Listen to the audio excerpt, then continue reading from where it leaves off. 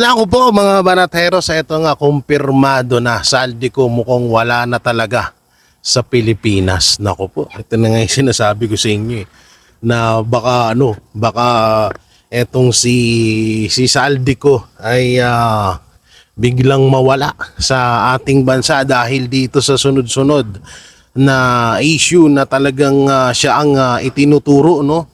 Talagang siya ang naiipit dito sa sa nangyayaring issue sa flood control. At dito confirm na. Opo, confirm na po. Ito sinabi dito ni Senator Jinggoy Estrada at ni Marcoleta na itong si Saldico ay mukhang at bali-balita na itong si Saldico ay lumabas na ng ibang bansa. Alalahanin ho natin mga banateros si Saldico po ang isa sa pinakamayaman na congressman sa bansang Pilipinas. At alam naman ho natin na yung sinakyan na eroplano papuntang dahig ni Pangulong Duterte ay kay Saldico ho daw yun. So talagang may posibilidad na etong si Saldico ay lumuwas na ng ibang bansa para hindi siya madiin or hindi siya makasuhan dito sa nangyayaring issue sa flood control. At ang dito, ang nakakatawa dahil parang etong si Saldico ay nilaglag na ni Martin Romualdez at ni Marcos Jr. Kaya parang lumalabas dito parang ginawa siyang palaman para makapagnakaw tong magpinsan sa kaban ng pera, sa kaban ng bayan, ginawa siyang sangkalan nitong magpinsan na to at sa kanya ngayon pumuputok etong issue mapatungkol sa flood control. Ang masakit ho dito ay daladala niya ho yung pera, yung bilyong-bilyong budget. No, alam naman ho natin na may mga bali-balita na ang kalakaran nga daw diyan sa flood control kapag idinaan daw talaga yan sa DPWH at sa lahat ng distrito dito sa bansang Pilipinas ay merong tinatawag na 60 to 70% na nakukuha itong si Saldico at si Martin Romualdez. Di umano hindi natin alam kung 100% sure ito. May 50 to 70% na nakukuha sila sa bawat proyekto, sa bawat distrito na dinadalhan ng bilyon or milyones na budget sa flood control. Grabe, no? Sobra na talaga itong sobra na itong sobra na itong nakawan na ginawa ng ng mga congressman na ito, no? Talagang dapat mapagbayaran nila yan at talagang dapat ay makasuhan sila dito sa ginawa nila dahil hindi ho basta-basta ho ito. Dito ho lumaki ng gusto ang utang ng Pilipinas. O nga po pala para hindi sa mga hindi nakakaalam, ang utang po ng Pilipinas ay nasa 17 trillion mahigit na ho. No, dahil po yan, isa po yan sa mga dahil po yan sa pagtaas, isa po dyan ng dahilan itong flood control.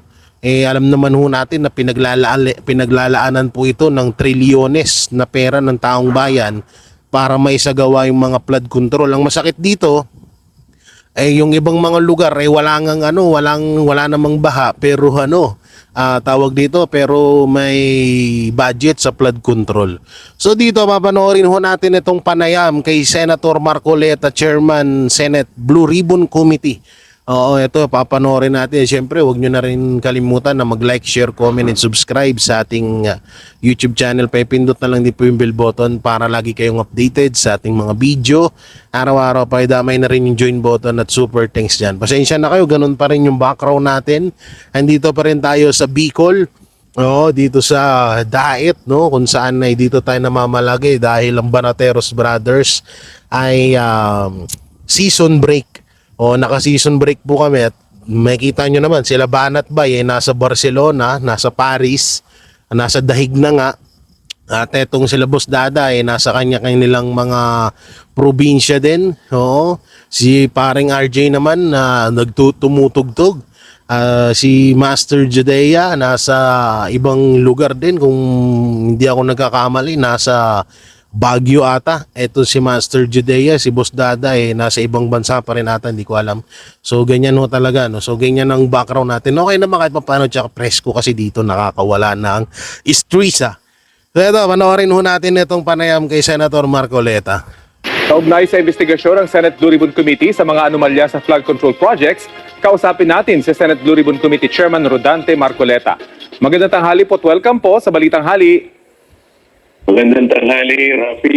Apo, ano po assessment nyo sa unang araw ng pagdinig ng inyong komite dito sa may anomalya sa flood control projects? Kasi yung inilatag naming mga premises, sa aking palagay naman ay matagumpay naming naipaalam sa publiko kung saan ang direksyon ng aming unang mga pagdinig, Unang-una, napatunayan namin na talagang walang coordination ang mga ahensya ng gobyerno na nagpapanukala ng mga flood control projects. Kung ang pag-uusapan ay yung comprehensive master plan.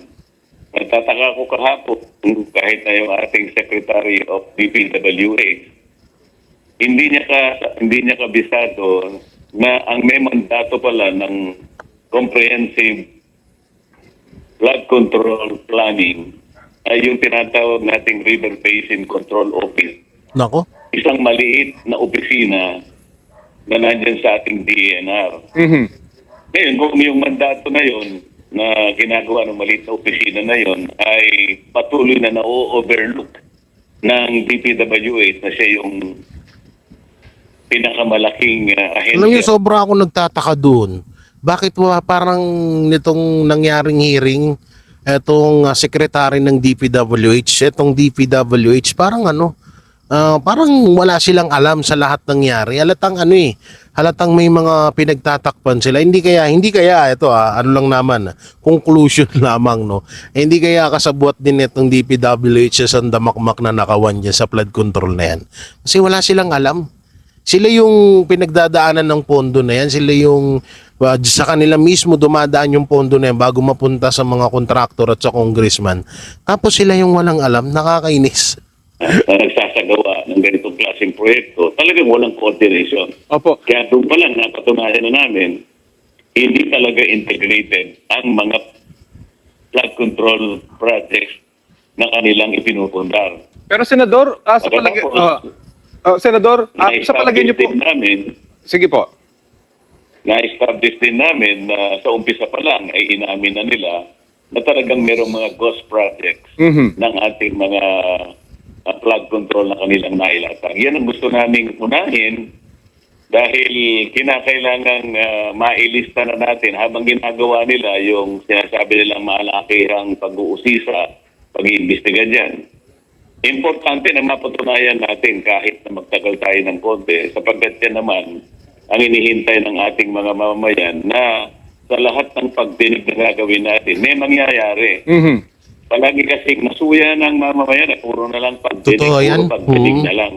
Wala namang naipapakita na mananagot, lalo na yung mapaparusahan sapagkat pera ng bayan ang pinag-uusapan. Yun nga po sana makita. Yun nga po sana itatanong ko, ngayon lang po ba nabunyag? Una, yung sinabi nyo na may opisina pala na nagko-coordinate dapat nito mga proyektong ito. Pero largely, ngayon lang po ba nabunyag na may ganito talagang kalaking anomalya? Or alam na at napabayaan lamang? Or pinabayaan? Alam naman natin na talagang may anomalya sapagkat sa dami ng mga flood control projects na nilaalatag, bakit naman na taon-taon ay palagi na lang tayong binabaha. Ibig sabihin, talagang hindi coordinated, hindi integrated, lalong-lalo na hindi tama ang pagsasagawa ng mga flood control projects. Sa madaling salita ay kasi issue talaga ang pagbaha sa Pilipinas. So bakit hindi masolusyonan? So talagang simulat sa pool na nilalaanan kada taon itong flood control, nilalaanan ng budget itong flood control, talagang lintik ang nagiging nakawan, no, sa mga flood control kasi nga sa totoo lang bastante naman yung budget sa kada distrito. sobra-sobra pa nga eh, 'di ba? May mga distrito nga na kahit walang baha binabudgetan. Saktong-sakto ano naman, sobra-sobra naman yung budget. Ang problema dito, kaya patuloy ang issue sa pagbaha, kaya patuloy yung nangyayaring anomalya diyan sa budget na yan kasi nga grabe yung nakawan na ngayon lang din talaga nabunyag. Matagal na kasi kung sa totoo lang kung sa totoo lang kung simula nung nilabas ni Pangulong Duterte yung issue sa BICAM report 2025 national budget na merong blanco, dapat nung una pa lang inaksyonan na nila yan eh. Kung naaksyonan na nila nung una pa lang, tapos na ano na sana, malayo na. No, malayo na yung nararating natin. Ang hirap kasi dito, walang may lakas na loob na isang senador noon, bago pa yung halalan walang lakas ng loob ng mga senador na na mapag-usapan yung issue sa flood control na yan. Ito yung mahirap dito eh. Yung iba pang mga senador medyo tawag dito mo, nagbingi-bingihan mapatungkol dito sa flood control na to. 'Di ba? Buti na nga lang talaga nandiyan si Senator Marcoleta, yung Duterte Block, yung mga PDP laban, no, na kaalyado ni Pangulong Duterte at inumpisahan nila itong talakayan mapatungkol dito sa flood control. Kung walang mga senador diyan ni Pangulong Duterte, wala. Hanggang ngayon, para lang tayong tanga na nagbabayad tayo ng buwis tapos nakaw yung mga hayop na mga sa gobyerno. Lalo na kapag nabusisi na namin, sino-sino yung sa procurement pa lang, pagkatapos sino-sino yung nakakakuha ng mga kontrata, of course, na-identify na ng Pangulo na, may paborito lang kayong 15 contractors na imposible naman sa lahat ng regions halos nandun sila lahat. Mhm. Mahigit na 2,400 ang ating mga accredited contractors pagkatapos 15 na lang ang palaging nakakakuha ng mga projects. Meron talagang problema dito. Opo. Merong nagkukutsabahan dito. Yun ang gusto nating matukoy.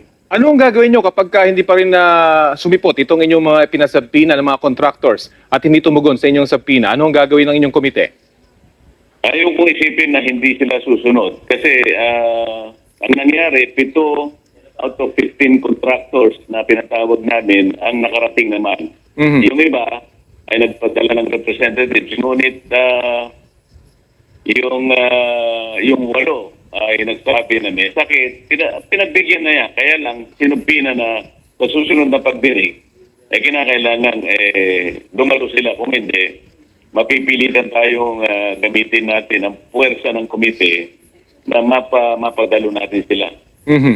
In aid of legislation po, Hindi, dapat talaga din, no? Kasi unang-una kapag hindi sila dumalo dyan, lalong-lalo na yan si Saldico na isa sa pinakamalaking contractor dyan, yung kanyang kumpanya. Tsaka itong sa Pasig, Disgaya ba yun? Nakalimutan ko yung apelido. Para nilang hindi nirespeto yung mga senador, 'di ba? Tsaka ano pang silbi ng mga senador, anong silbi ng hearing na 'yan kung hindi nila kayang ipatawag itong mga itong mga contractor, itong mga congressman na to na involved dito sa flood control. So parang pambabastos, 'di ba? So kailangan talaga niyan, dapat dapat talagang trabahuhin ng Senado 'yan. Total, sinimulan nyo na rin naman din yan. Dapat talaga wala nang atrasan yan na kapag hindi dumalo, kasuhan nyo na or kung ano yung dapat nyong gawin. mga pagdidig ng Senado, ano mga batas na po nakikita nyo kailangan baguhin o buuin sa ngayon? Napakarami. Unang-una, napansin na lang namin dito sa bakit yung isa na dumalo kahapon, sole proprietorship lang siya. Nagtataka ko, paano siya nabigyan ng quadruple A? Ang pinag-uusapan natin dito yung Philippine Construction Accreditation Board. Yan, That's problematic na. Ito po yung nauutal-utal nung isang araw, no? Ito po yung nauutal-utal na kontraktor. Kung yung 5, yung sa 15 ay halos nag-ooperate sa 18 regions ng ating bansa. may problema doon sapagkat makikita mo na nagpapalitan na lang sila, nagkakahiraman na lang sila ng lisensya. Kasi ang isang proyekto, merong dedicated na technical equipment at saka technical personnel. Kapag meron kang project sa isang lugar at na-dedicate mo na yung technical mo ron, hindi mo na pwedeng gamitin sa ibang lugar. Ang nangyayari, kung 18 regions tayo, pagpalagay na lang in 15 regions, meron silang project simultaneously being undertaken, imposible yun. Ibig sabihin, meron siyang mahigit na 85 na technical, gagamitin, yun ang full of technical. Hindi po pwede yun. So dito sa procurement, nagkakapalitan lang nagkakaroon lang ng joint venture, iba hindi qualified, pagkatapos hihiramin yung lisensya. Lahat ng ito kailangan ay masolusyonan natin, makorek natin. Senador, paano po pag may lumabas na pangalan ng mga kongresista? Ano pong gagawin dito ng inyong komite? Meron Yan, tayong interparliamentary magandang tanong to. Pakinggan natin. courtesy. Anong bakit? Hindi naman namin patatawag yung mga congressmen Ang ipatatawag namin, halimbawa, yung mga congressmen na kontrakto, di patatawag namin yung kanyang kumpanya.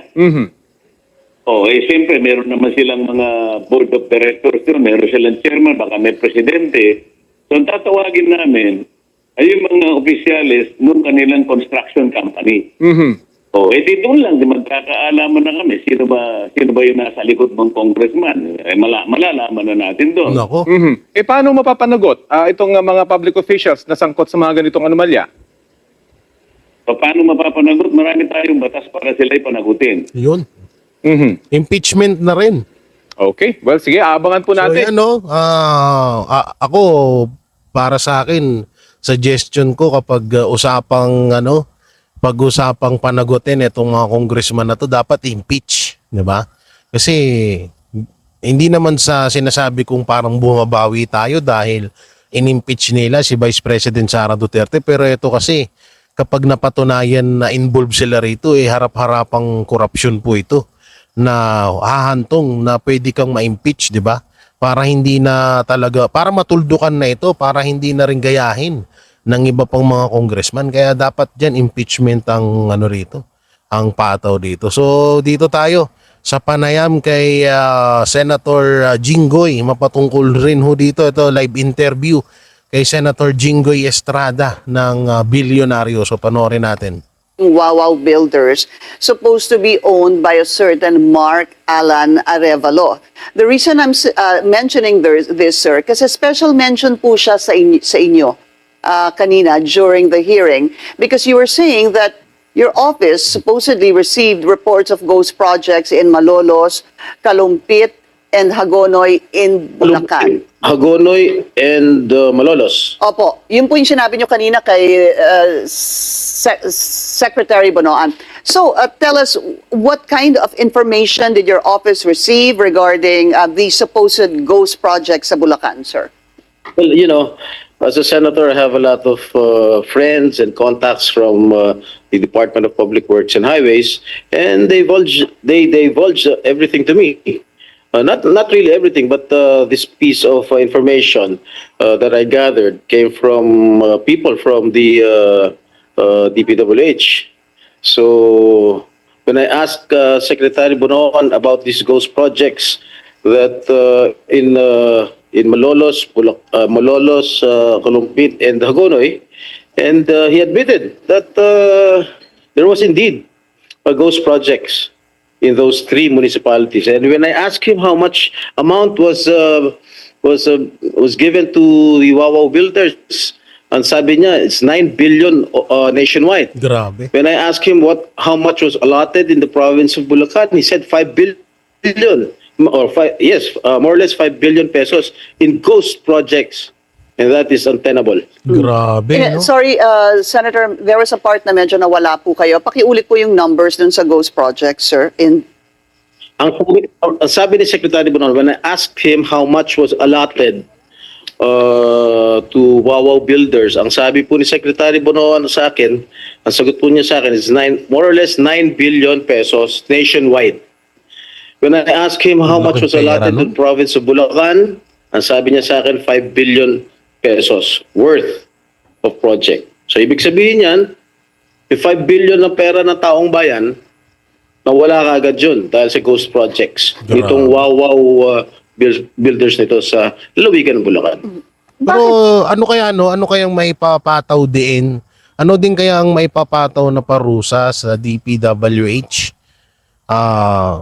Kasi ako naniniwala ako na kung sakali man na etong sekretary ng DPWH ay makasuhan at tawag dito mapalitan. So doon pa rin ako sa sinasabi ko na dapat ang mga nagpoproklama or dapat magkaroon din ng botohan mapatungkol dito sa mga inilalagay sa mga pwesto na katulad niyan yung sa COMELEC, chairman ng COMELEC, sino yung ilalagay diyan dapat dumadaan sa taong bayan. Pinagbobotohan ito katulad din ito DPWH dapat pinagbobotohan din yan.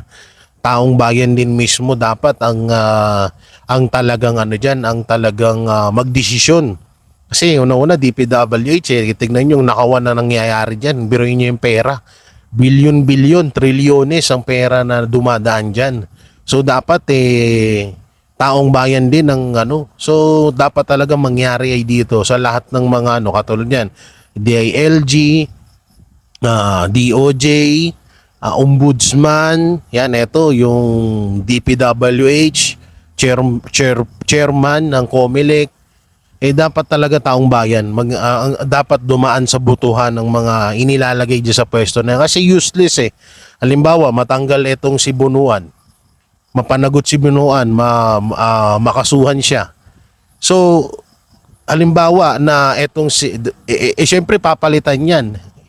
Ang tanong, di ba, may mga sabi-sabi na etong ang si Marcos Jr. Isa sa mga involved or parang konektado dito sa flood control na to.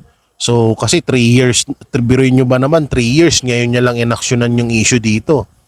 So parang nakakapag-isip tayo na kahit palitan ng paulit-ulit yung secretary diyan sa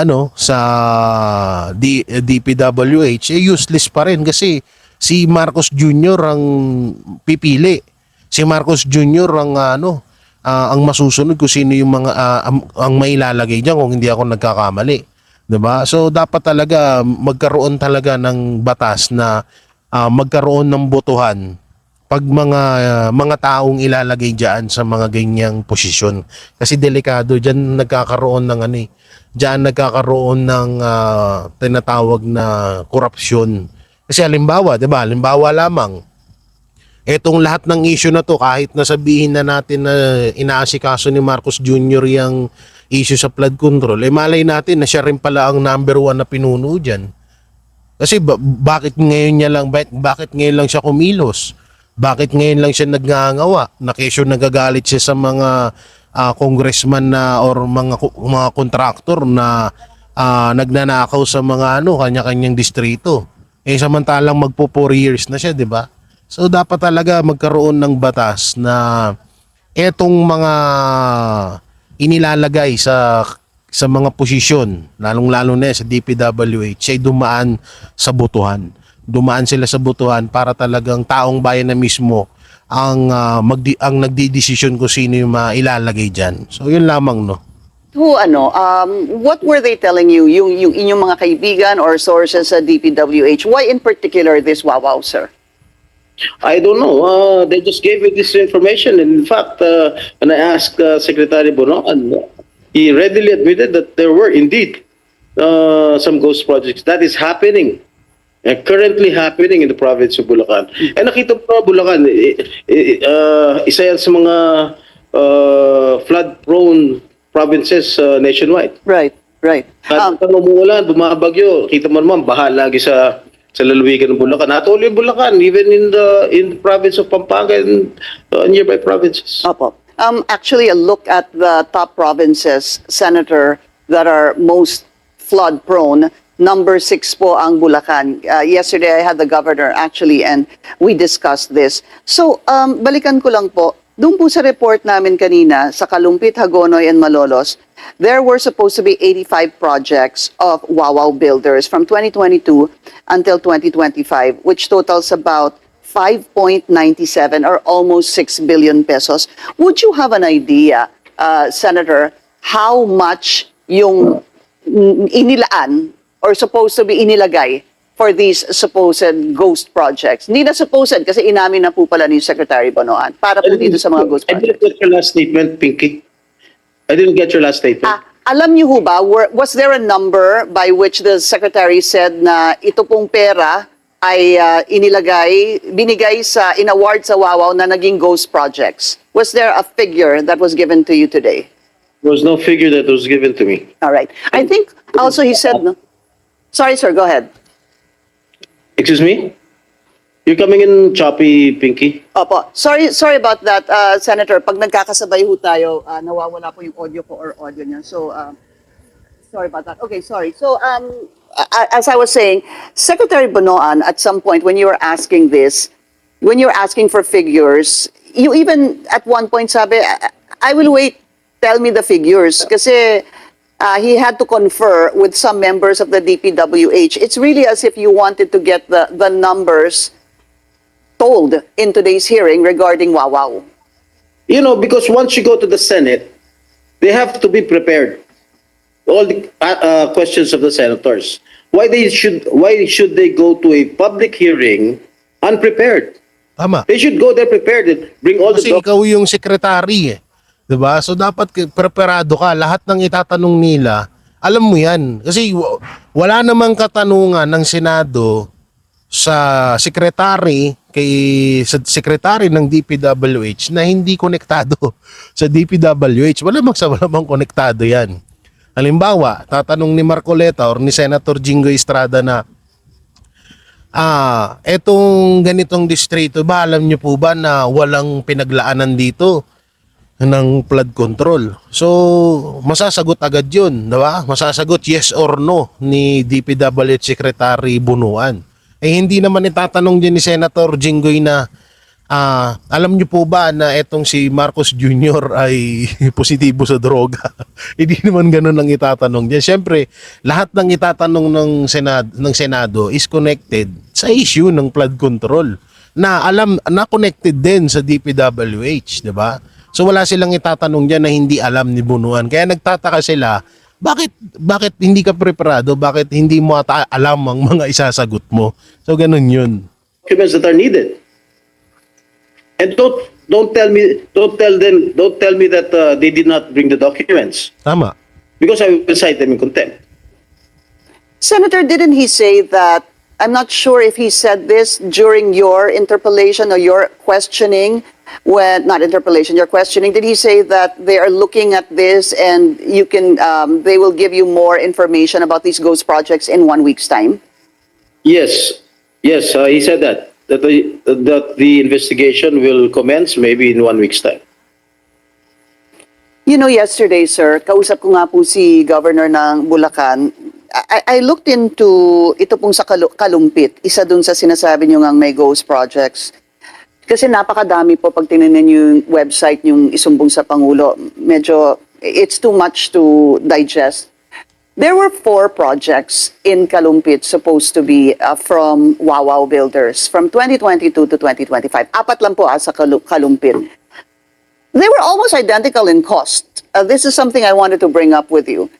It came out to about, yung 4 po 77,197,000, 77,199,000 plus, 77,199,000 plus, and another 77 million. Yan po, I don't know if you're seeing it on screen, sir. That's it. Buti pa ikaw, may kopya, ako wala eh. Hindi, sir. It's in the Sumbong sa Pangulo website.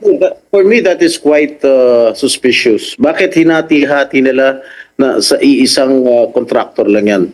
Lahat yan, Bulacan. Nakita ko Bulacan, and iisa lang ang munisipyo, Kalumpit lang.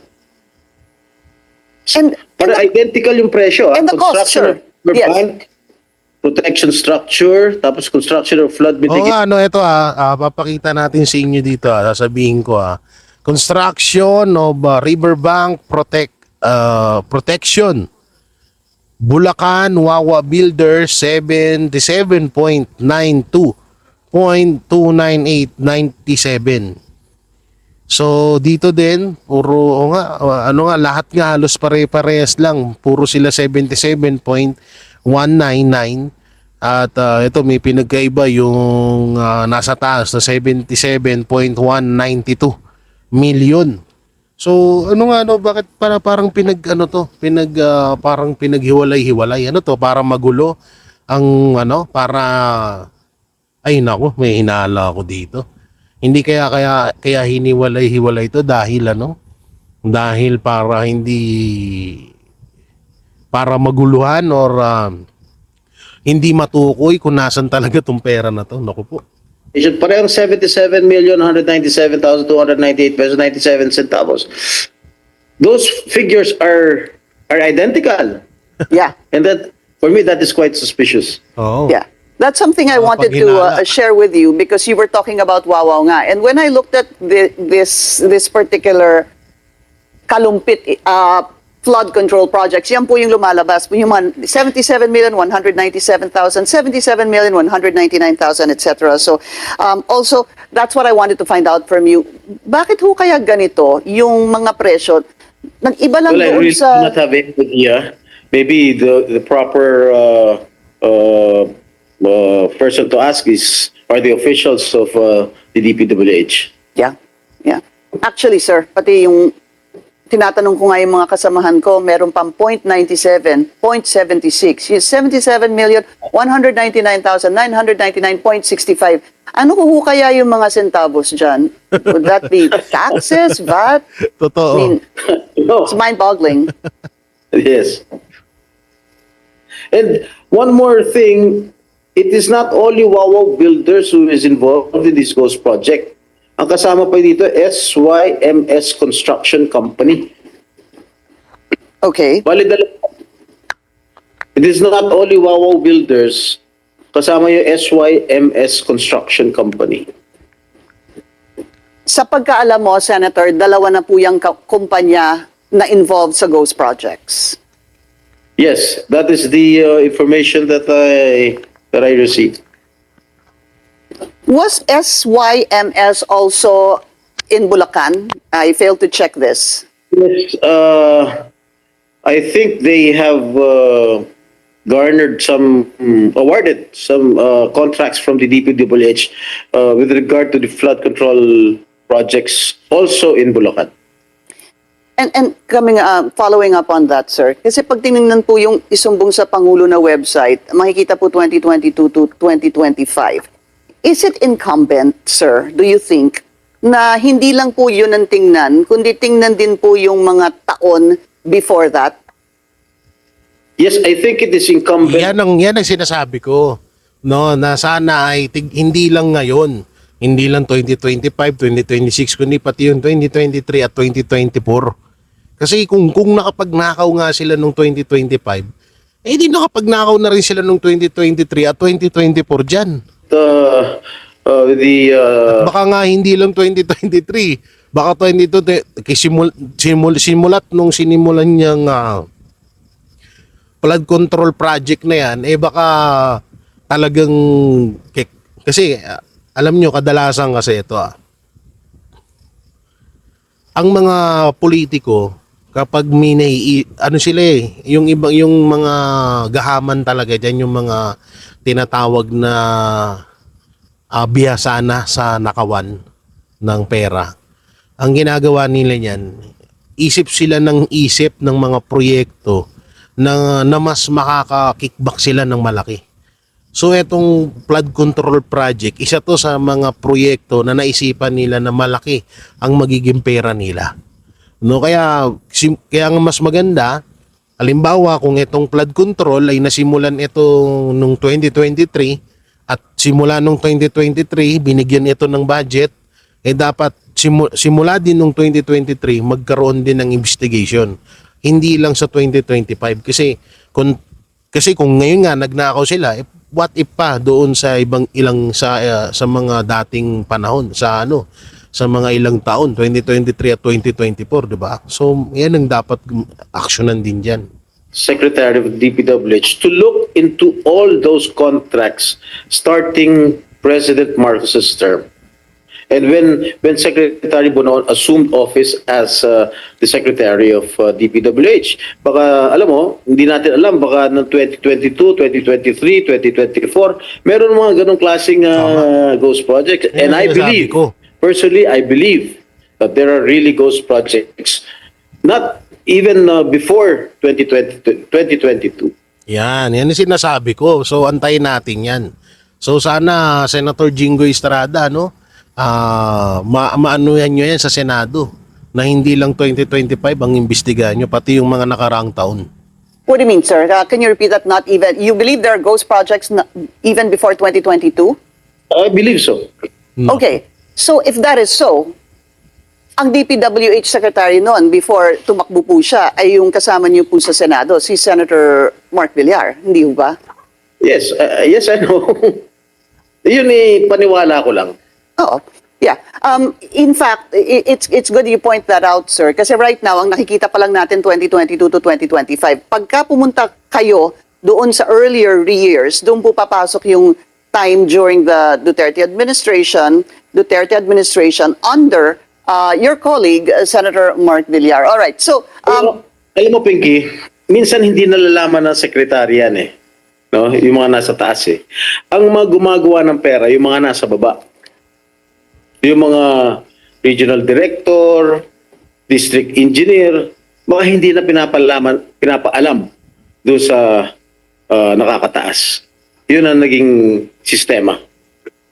that's why meron pong mga lumabas na mga pangalan kanina, especially in Bulacan, regarding the first district engineer sa probinsya, a certain Henry Alcantara, sir. Pwede rin mangyari yun na hindi nga alam ng secretary, pero ang labo eh. No, kasi unang-una, nagkakaroon kasi talaga ng sabuatan dyan. Kaya malamang sa malamang, siguro hindi man lahat na na may alam etong si Bunuan. Hindi niya man alam lahat, pero alam ko talagang meron din siyang alam na nangyayaring korupsyon dyan sa flood control budget na yan. Hindi natin pwedeng siruhin siya na hindi niya alam, ito ganyan, hindi pwedeng ganun. Tsaka dapat hindi mo yan sinasabi, Senator Jinggoy, kasi baka gawin niyang dahilan yan sa susunod na hearing. Oo, baka syempre tao lang din naman yan. Baka nakalimutan lang ni Senator Jinggoy Estrada. Bas po yung pangalan niya at Norberto Santos, Naku, yung yan na. pong nakatoka sa inspection ng quality control ng mga proyekto. Roberto Yes. Santos.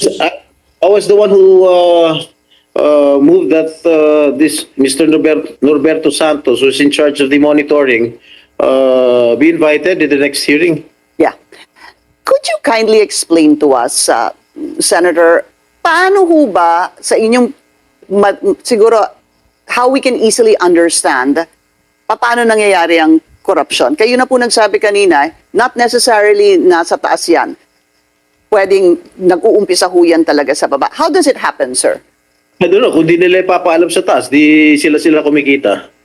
Yun. Pero ibig ko sabihin, from the time that the budget Naku, wag mo muna is part of sabihin, the Senator budget, sir. Jinggoy. One more thing, alam mo minsan maraming mga kasabot dyan, Yan na.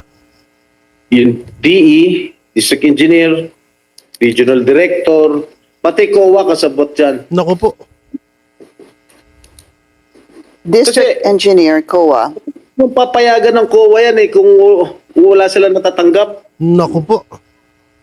Alam mo, I've been mayor for 9 years. Alam ko yan. So, ibig sabihin, Senator Jinggoy, nagnakaw ka rin dati. Joke lang. Naku po, eto na. Pati pala yung COA, may alam din pala dito. Yari na. Pag mayor ho ba, katulad po ninyo na nagsilbi ng 9 years, do you have the responsibility or the power to oversee the projects being implemented by the DPWH?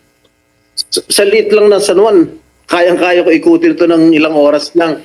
So I inspect all the projects that are being implemented by the DPWH. And even locally funded projects coming from our local government. Yeah. Pero yung Inspect all of these when I was mayor of San Juan. Pero ang tanong ko po, ginawa niyo po yun, maliit po, inikot niyo po yan. Pero is that whose responsibility is it, Senator, to make sure that the projects are done properly? Well, it's a local government. Of course, command responsibility ng mayor yan. And of course, with the coordination of the municipal or the city engineer. Sa national po. Ang engineering's office will serve as the overseer of all the projects being implemented by the local government. What about the national, sir? For example, Bulacan. Pag merong, for example sa San Juan, pag merong project ang congressman namin na binababa yung pondo dito sa San Juan, syempre, ang mag-oversee niyan, yung engineering department namin. All right, we're going to take a very short break. We'll continue our discussion with... So yun, no, narinig natin yung ano, alam mo yung mahaba pa to eh. So mas maganda pakinggan talaga natin lahat itong panayam ni Senator Jinggoy, no? So ito, play natin. Natanong ko po sa iyo kanina, and you gave an example of San Juan.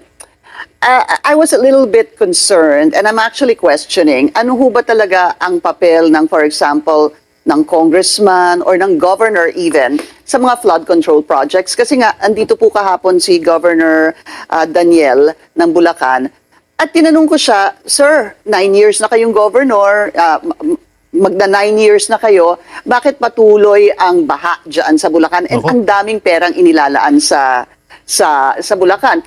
Basically, sir, he was saying that they don't really get to find out, or they're not apprised, they're not updated on the projects of the DPWH doon po sa kanila sa Bulacan. Ang gusto ko pong malaman, ganun ho ba talaga ang pamamalakad, sir?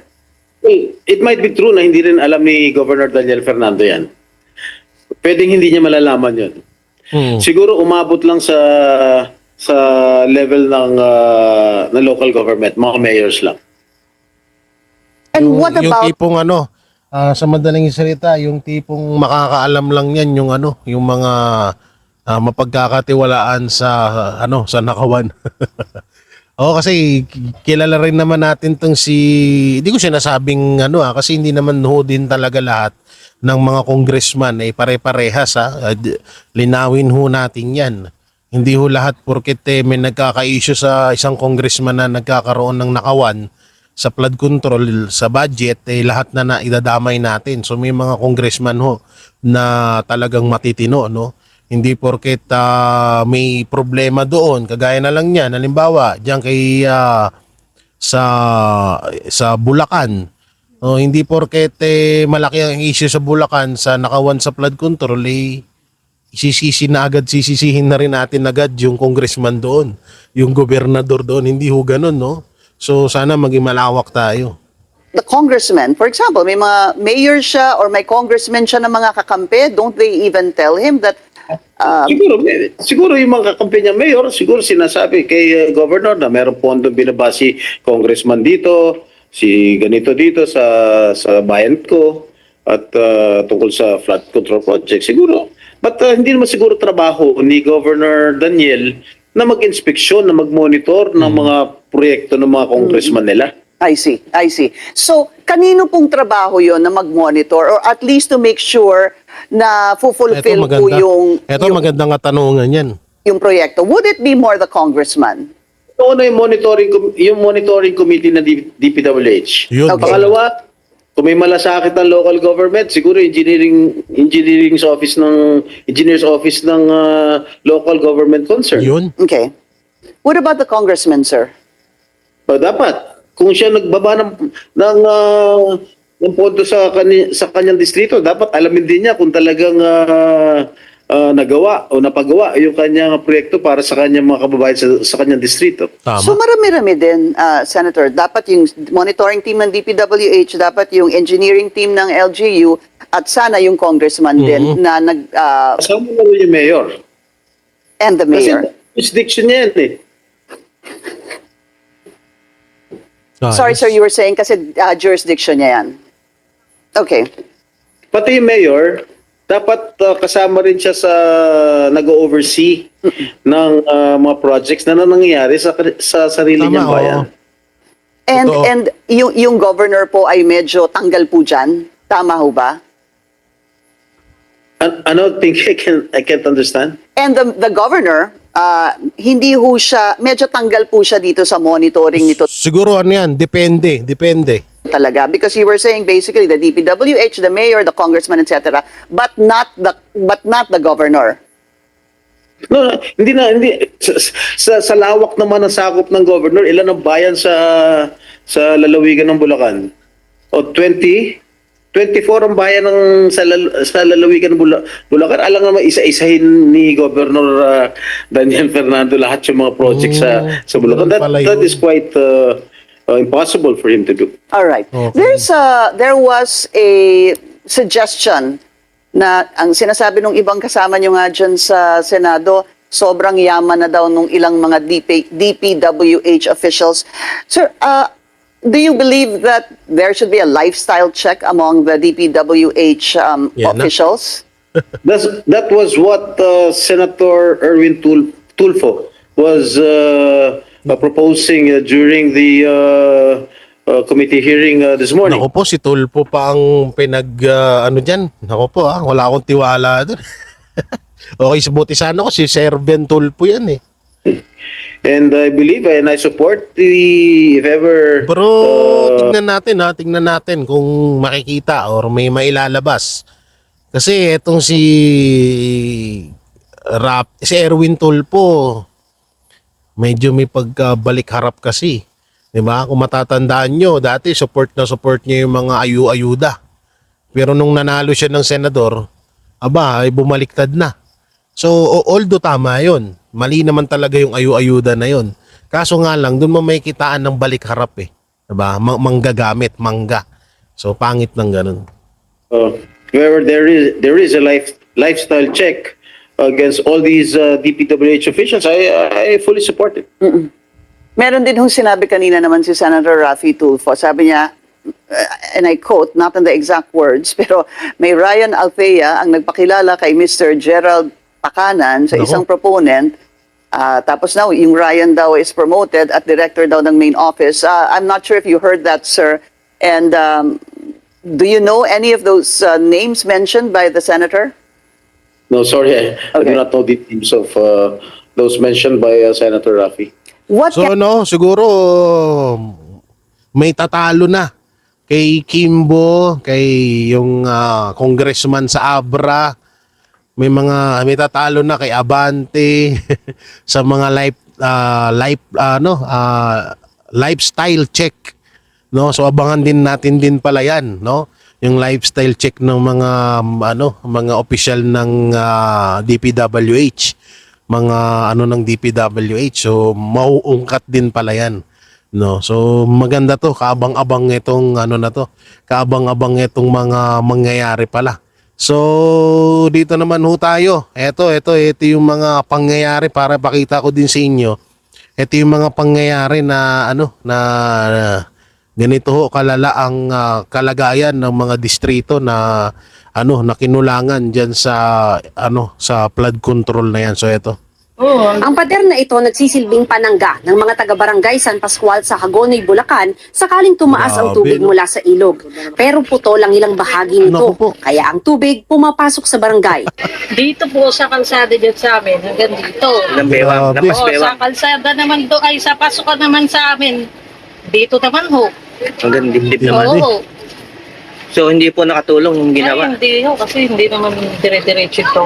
Putol-putol. Sabi ng alkalde ng Hagonoy, 3 billion pesos ang halaga ng flood control project sa kanilang bayan. Oh. Pero ipinagtataka niya kung bakit tila bungi ang mga proyekto. Imbis po na sa 3 oras or 2 oras ay nagsasubside na ang tubig, ngayon po natatagalan ang pagbaba ng tubig. Madam, bakit ngayon nyo lang yan napuna? Ayan, tagal-tagal na pala yan. Anak ng teteng naman, no. Ito yung mahirap sa ibang mga politiko. Takot sila talaga. Oo, totoo. Takot sila. Kaya siguro, alam naman natin na itong pag-iimbestiga ni Marcos Jr. sa issue ng flood control ay isang malaking palabas lamang. Pero, ito ay naglagay sa bangin ng mga korap diyan sa ating gobyerno.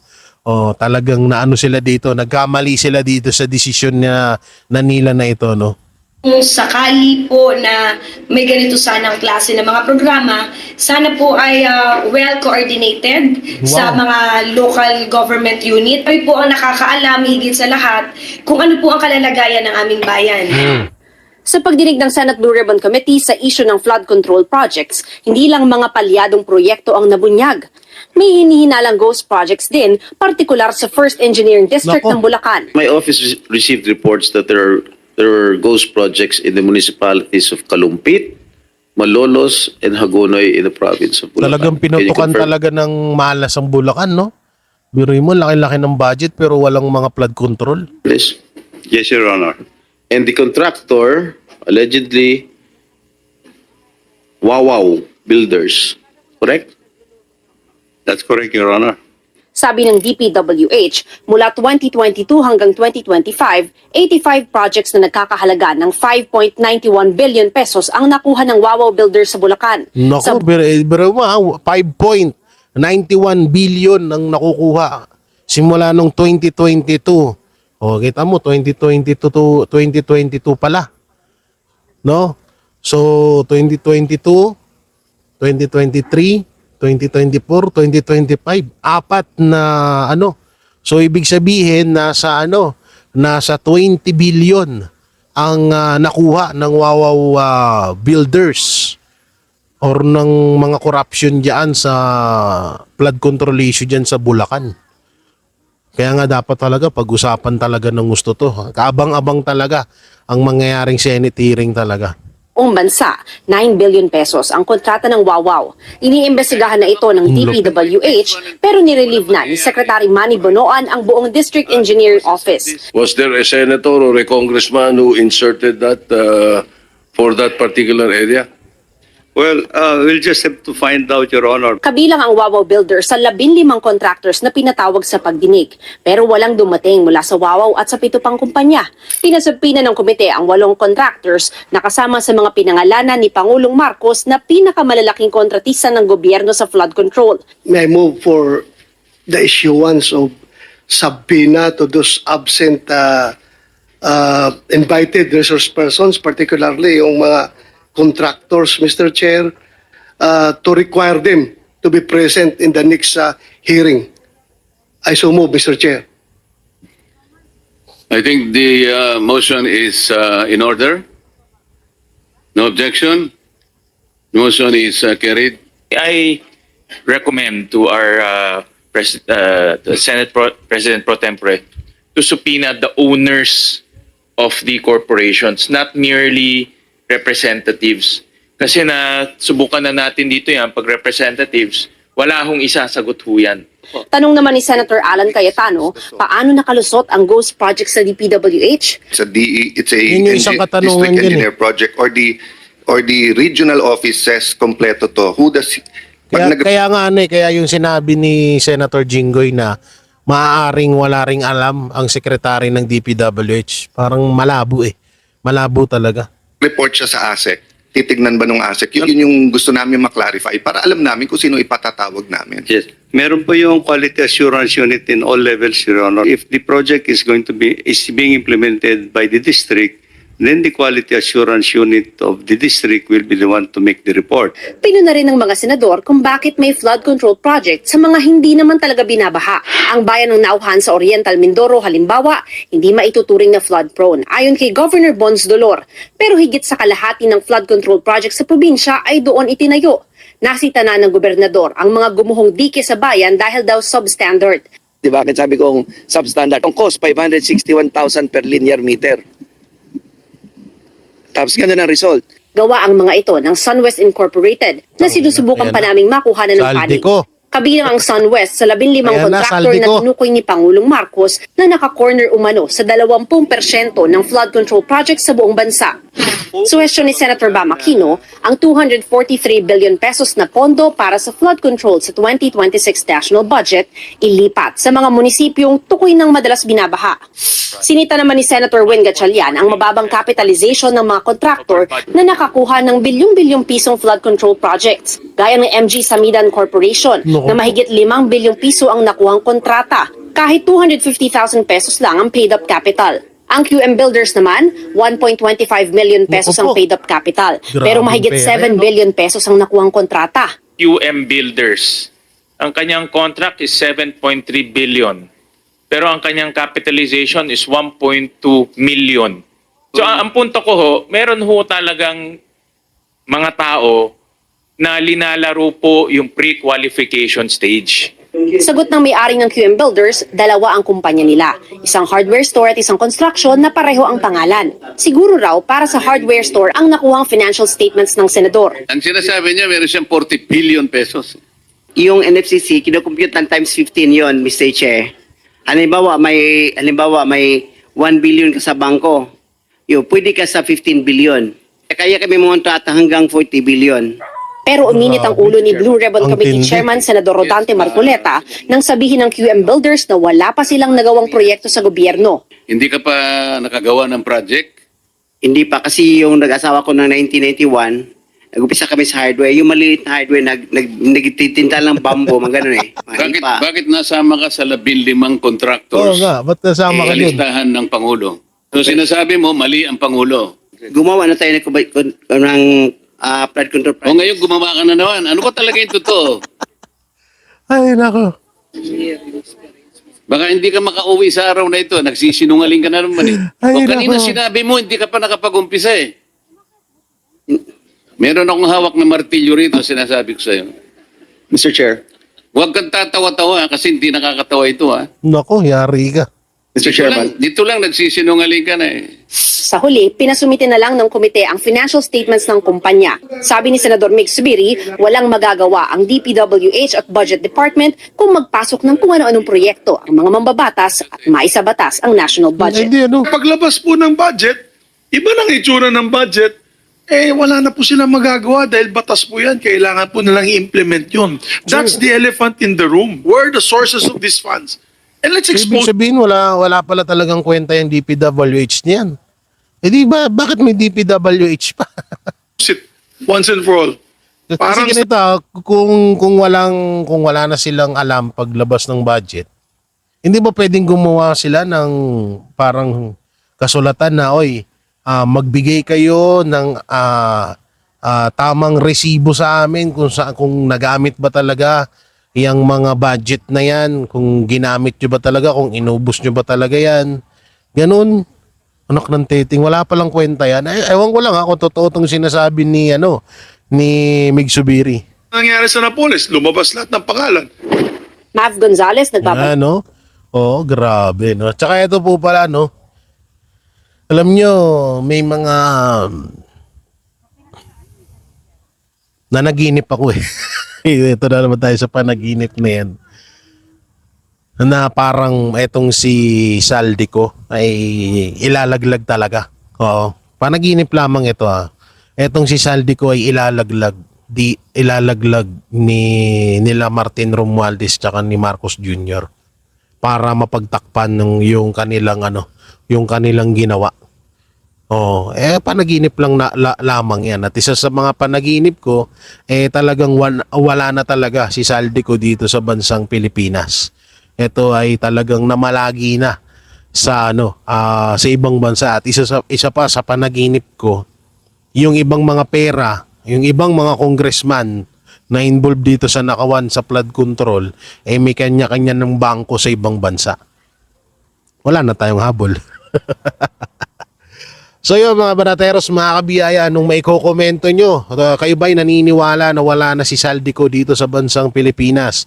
At kayo ba'y naniniwala na walang koneksyon or walang hindi dawit dito si Martin Romualdez at si Pangulong Bongbong Marcos dito sa issue ng nakawan sa flood control budget? So matatandaan ho natin na sinabi ni Vice President Sara Duterte noon na 2 tao lamang ang humahawak ng budget ng Pilipinas, si Saldico at si Martin Romualdez. So kung ano pong may kukomento nyo at i-comment nyo lang po dyan sa baba at ating babasahin yan. At syempre, bago nyo alisan itong vlog ko na to, pakidamay naman po ang like and share at join button at super thanks dyan para mas mapanood pa po ng iba pa natin mga kababayan ang mga balitang nangyayari sa bansang Pilipinas. So maraming salamat. Ingat kayo palagi. God bless and peace and bye-bye. Yan ang Banateros, walang inuurungan. Pag tama palakpakan, pag mali ay babanatan. Yan ang Banateros, boses ng ordinaryong Pilipino. Banateros ay walang makakaawan, walang inuurungan. Banateros ay tinutulungan.